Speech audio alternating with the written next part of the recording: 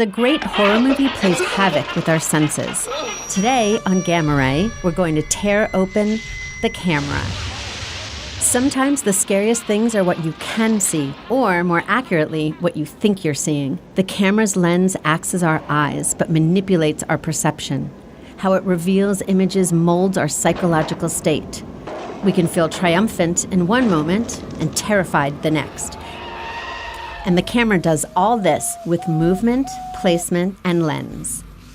Veronica and It are just two films that make use of the low angle to add tension to scenes. Shooting up at an image conveys its power and our weakness.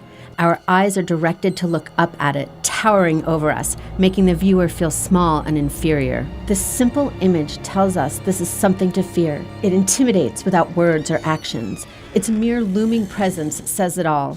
It's bigger, scarier, and stronger than we are, and we should be very afraid. Similarly, a high angle can intimate weakness. Amelia has to look up at the Babadook. She may be saying she's not afraid, she may be standing up to the monster, but the camera tells us that this is a battle that won't be easily won. It lets us know the outcome is a toss-up. We aren't allowed to believe in a happy ending just yet. Although first used in the 1920s in Germany during their Expressionist period, the Dutch angle has become a go-to for modern cinematographers and directors of horror films to evoke a sense of disorientation and otherworldliness. The camera tilts, causing the horizon in the shot to be diagonal to the bottom of the frame. It upends our world, confuses our eyes, and puts us on notice that nothing around us can be trusted. We've stepped into the unknown. Life is literally on its side. The camera also evokes fear when it acts as voyeur. Whether the camera is handheld like in Friday the 13th or on a Steadicam like Halloween, it peeps in windows, lurks in corners, and generally acts as one very creepy POV. And in doing so, makes us complicit in this abomination of privacy. We see what the villain sees. We get a glimpse into the poor, unsuspecting victim's life, moments before their ultimate demise. We weren't doing anything, we were just messing up. Powerless to do anything but watch.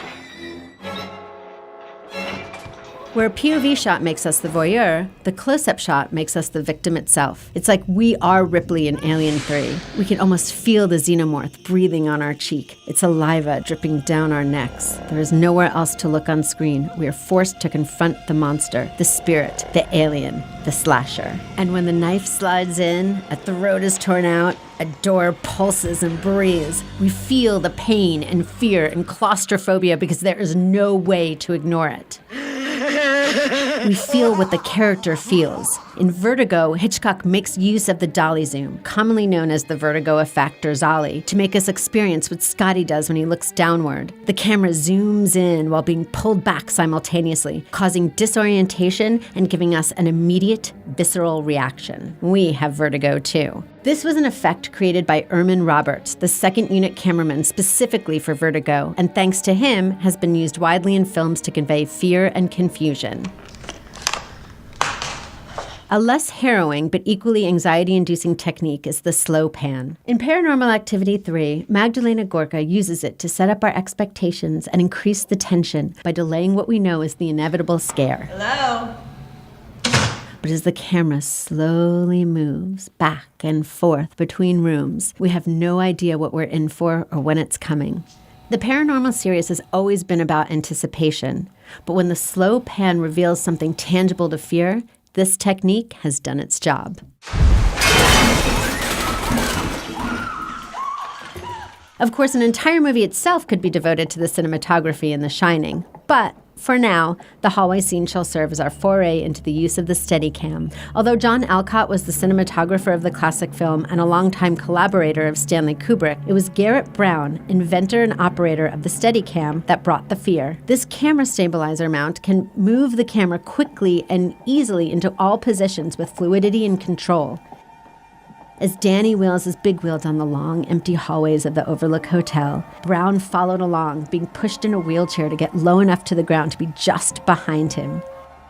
It seems as if Danny is being followed by something inhuman.